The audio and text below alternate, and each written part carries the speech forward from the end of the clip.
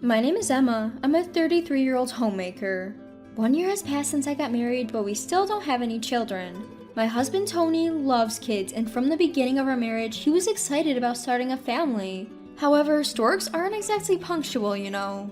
Impatient, Tony suggested I get a checkup at the hospital, so I visited an obstetrician. After many tests, I was relieved to hear the doctor say there's nothing wrong, but right when I let my guard down, Tony suddenly declared, "Sorry, I want a divorce." Why? There's nothing wrong with me. I really want kids soon, Emma. If we keep going like this, I'm too worried about when we'll have them. I was at a loss for words.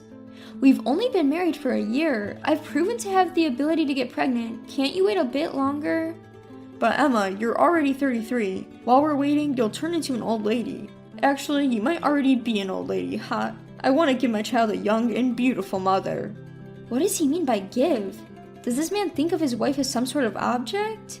His words stabbed me in the heart. But I love Tony. I tried my best to persuade him not to divorce, but I couldn't change his mind and we separated after just a year. I was so depressed I couldn't think about anything, but as time passed, I began to see Tony's true colors. He didn't love me as much as I thought. Perhaps he only saw me as a tool to have a baby.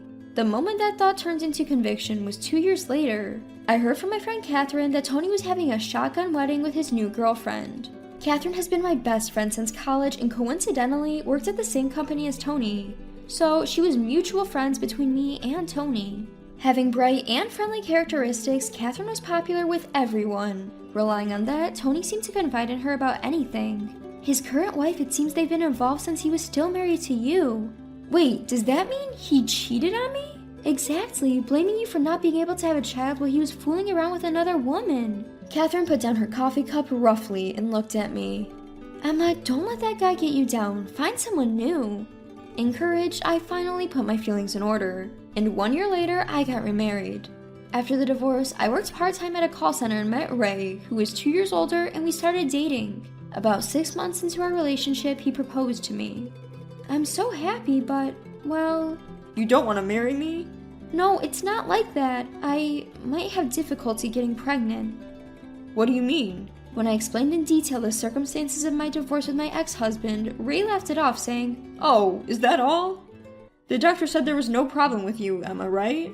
Besides, having a baby is something we face and deal with together as a couple. Stop thinking of it as just your responsibility." Hearing those words, I couldn't help but cry.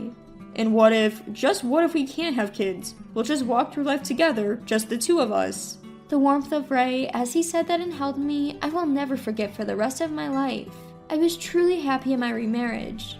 Ray, my husband, was great with housework and he took care of himself without any help. It's probably because I've been single for a long time, but thanks to that, I was able to meet you, Emma. I'm grateful to God. He said, blushing and looking adorable. He was a great cook too, treating me to authentic Italian dishes. In comparison, Tony, my ex-husband, wouldn't even take the trash out, so I was surprised to see a man being so self-sufficient. I guess I was truly fulfilled. One day, half a year after we got married, I found out I was pregnant. At a routine checkup at the OBGYN, I was told, "Congratulations!" I couldn't believe it. I rushed home to tell Ray, who had just come back from work.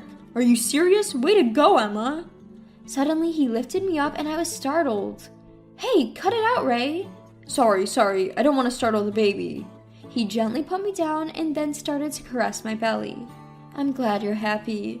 Of course I am, it's our baby! Looking at Ray, whose eyes were welling up with tears, I felt my own eyes starting to water. It's all thanks to you, Ray. Being with you, I felt so calm and safe. I think that's why I could conceive. You have to take care of yourself, okay? Absolutely no overexertion. Yes, I understand. The next 10 months were like a dream. I barely had any morning sickness, and during my second trimester, Ray and I enjoyed shopping for baby items. Then, one day before my due date, my phone rang. It was a call from Tony, my ex-husband. After some hesitation, I answered the call. Hello? Hey, Emma, it's me. Hi, long time no see. I heard from Catherine. Is it true you're pregnant? Yes, it's true. Why? I thought you couldn't get pregnant. His insensitive comment left me speechless. Maybe I should have been a bit more patient. Tony joked, which wasn't funny at all. I didn't need your patience. How's things with your new wife? Huh? No, what are you talking about? He played dumb. Well, it doesn't matter to me anyway. Bye. I ended the call with an exasperated voice. Wondering about the purpose of his call, I told Ray about it when he came back from work. I didn't divorce him out of hatred, but his sudden call has upset me. Maybe he had a fight with his current wife? Maybe he wanted you to listen to his grumbles.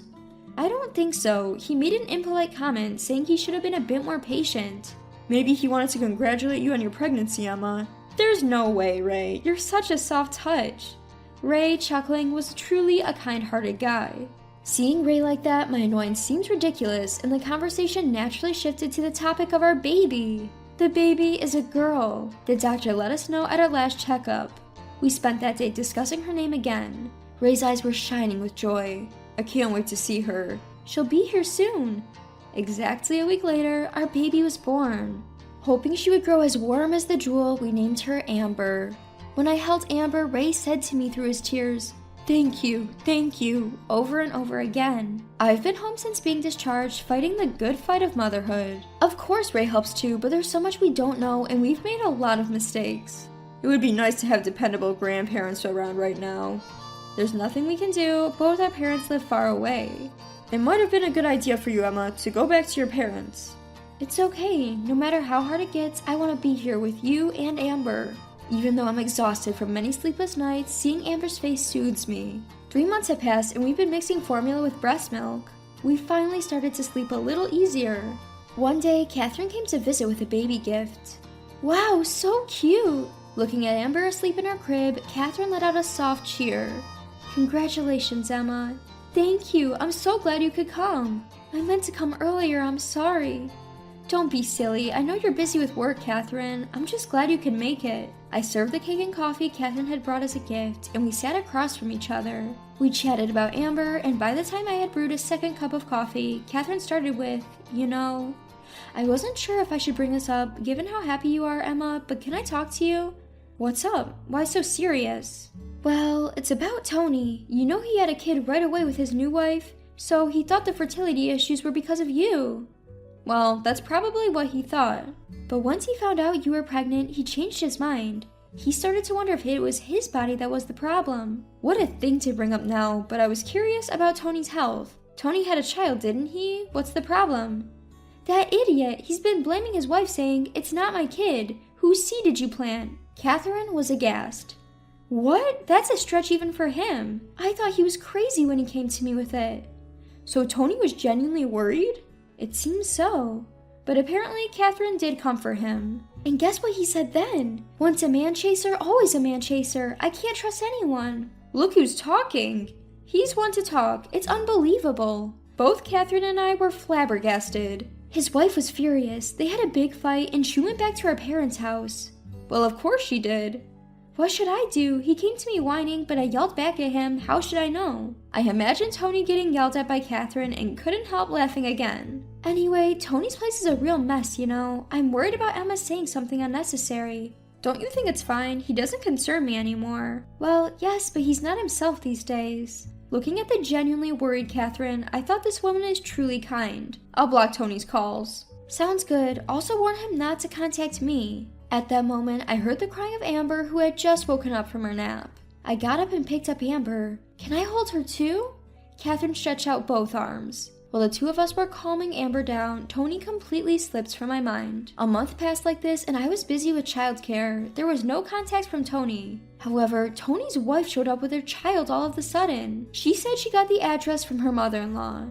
She had informed her in-laws about the whereabouts just in case. Tony's wife, who introduced herself as Sophia, was a cute woman in her 20s with large, impressive eyes. Her almost 2-year-old son, John, was the spitting image of Sophia. We sat opposite each other on the sofa. John was completely absorbed in playing with my daughter, who was lying down. I'm sorry for showing up unannounced. I just had to apologize to you, Emma. Sophia began. Apologize? Yes, I was dating Tony without knowing he was already married. I'm really sorry for everything that happened. I was honestly perplexed by her apology. The truth is, an apology now just complicates things. So you came all this way to apologize? No, we've decided to get a divorce. What? With Tony? Yes, it doesn't concern you, Emma, but I really wanted to hear this, so I forced my way in. Sophia began to talk as if a dam had burst. Her story was full of surprises. I was harshly accused of having a child that wasn't his. To prove him wrong, I took a DNA test to establish Tony's paternity. So, hasn't the issue been resolved? It's not that simple. Despite his relentless insults calling me dirty and claiming he only married me because I could have kids, the moment the results came in, he flipped, saying, "Oh, good, good. Now I can be sure about having a second child. Can you believe that?" Sophia's anger was unstoppable. Yes, I may be the other woman, but it was Tony who deceived me. Sophia hit the table hard. Hey, calm down. You're startling the kids. I'm sorry. Looking as if she had come back to herself, Sophia bowed her head. So, you've decided to get a divorce? Yes, he only sees his wife as a tool for producing children. It doesn't matter who he's with. I understand that feeling all too well, because I had felt the same way. If asked whether I hate Sophia sitting in front of me, I might say yes, but at least her child is not to blame. Watching the children play happily, I couldn't help but feel sorry for them. Fortunately, Tony's parents are on my side. They're so disgusted with his stupidity that they banned him from their home. His parents are such nice people. I know, right? How could such a loser be born from such wonderful parents? We ended up laughing as we looked at each other. Tony's moaning about custody, but of course I won't give it up. If he causes more trouble, my in-laws said they'll bring in a lawyer. So, what are you going to do now, Sophia? I'm going back to my hometown to look for a job. Alright, hang in there. Thank you. I thought you, Emma, would understand my feelings, so I came to you. Also, I'm worried that the jerk might pick a fight with you, Emma, so be careful. Any animosity towards Sophia was gone due to our strange bond. We both really picked the wrong guys, didn't we? No way! You, Emma, found a wonderful husband after all! You still have plenty of chances ahead, Sophia.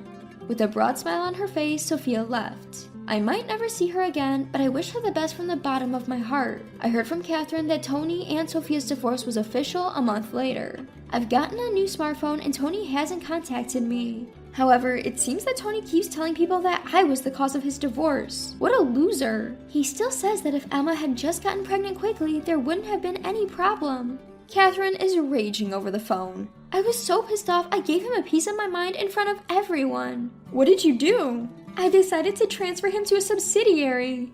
Catherine is Tony's boss. The competent woman had climbed her way up to being department head in Tony's division. Isn't that misuse of authority? An enemy of women is an enemy of society. Hearing Catherine laughing, I murmured, "Poor Tony. There's no sin in wanting a child." However, a man who only sees women as childbearing tools doesn't deserve to live in this world. Poor Tony, given a hard time by his wife and boss, still seems to despise women as ever. Even at his new place, he's reportedly still messing with women and getting a taste of his own medicine. Some people never learn unless they die. Maybe I should ask the devil that he should